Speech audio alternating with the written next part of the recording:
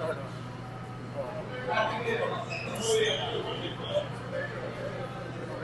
Coach Taflos, wala tayong import ngayong araw na to.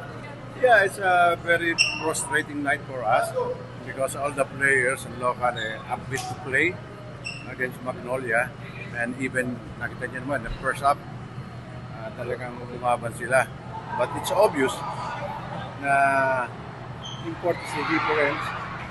Their import scored a lot of points, 30 plus, and we don't have any import of player who could limit the scoring of their import. At least man lang pagka allowed. That is because hindi ko alam taga-India pala yun. Import namin. In-Indian kami ngayon. Pero supposedly, coach, lalaro talaga siya.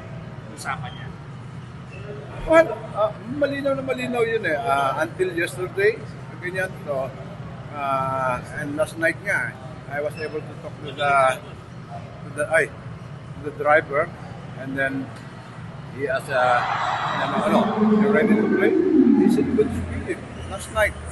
That's why I'm so excited to come here to play. But 1 hour before the game, so I've heard na he cannot play ganyan.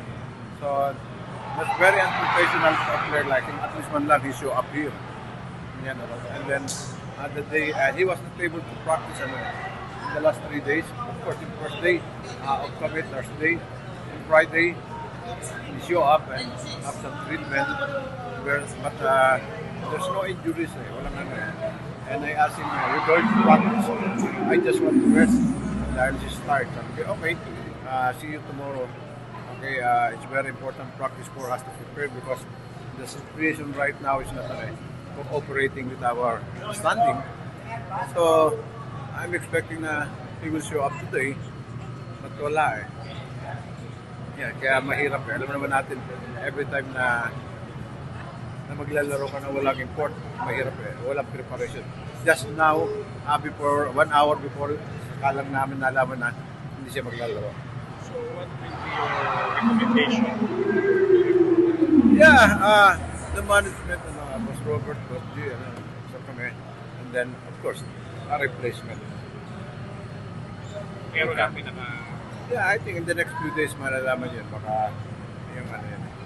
So, last year na yung huling hindi na siya lalaro? Oh, hindi na sila lalaro.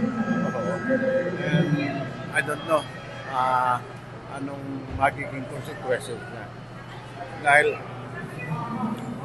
it's unprofessional Ganyan And then we're relying on his presence here dahil namin kaya namin manalo because napatunayan naman yung first 2 games niya nanalo kami.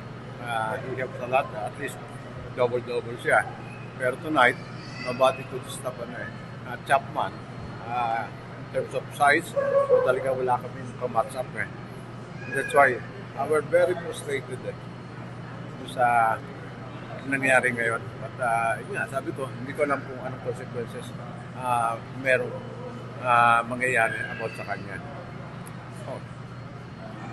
Benny ba yan, Coach? Si Benny? Si Benny, we keep on communicating with him.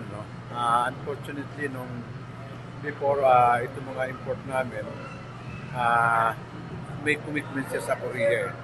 From Taiwan at Korea, at the time, going pa yung all Filipino Kaya lang, siyempre, players sila ginagamit na malalaruan at the time. So all Filipino wala pa. And then, yes, Korea. And then even Macalo, nasa listahan namin yun.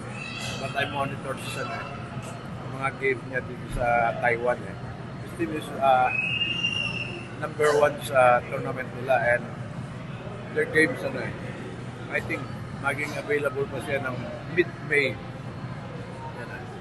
Yan kaya dito. And actually, we have a good import during our finals May na-sign up na kami na import ganyan.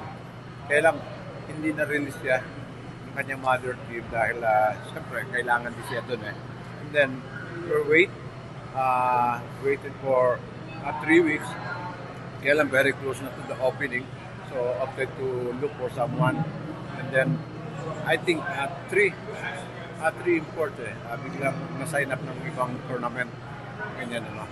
And kaya nag-end up kami kay Marcos Lee, ganyan, dahil immediate need namin eh. Actually, he's not bad, he's a good when it comes to attitude, almost perfect, but we need somebody who could help us in scoring. Ganyan, no? And ito, we're waiting for both, right?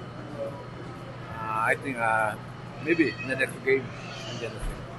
Alam na rin ano napapalit siya.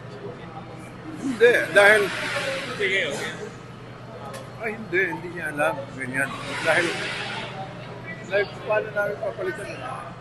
Ano sa kanya eh, talagang excited kami sa kanya eh.